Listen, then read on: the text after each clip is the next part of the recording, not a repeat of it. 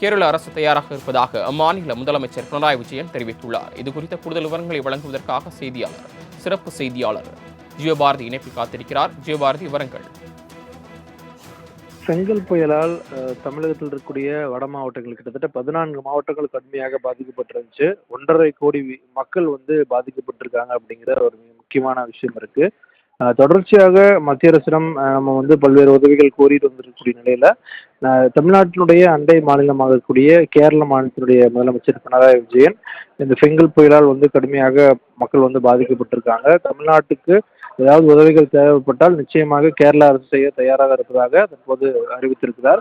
குறிப்பிட்ட கடந்த காலங்களில் தொடர்ச்சியாக கேரளா கடுமையான வெள்ள பாதிப்புகளால் பாதிக்கப்படக்கூடிய சமயங்களில் தமிழ்நாடு அரசு எந்த அரசாக இருந்தாலும் சரி கிட்டத்தட்ட 5 கோடி ரூபாய் அளவுக்கான உதவிகள் மற்றும் வெள்ள நிவாரண நிதி வழங்கப்பட்டிருக்கு. இந்த நிலையில தற்போது இத்தகைய ஒரு அறிவிப்பை தற்போது பினராயி விஜயன் அறிவிச்சிருக்காரு. சரவணன், தாங்கள் வழங்கிய தகவல்களுக்கு நன்றி ஜீவபாரதி.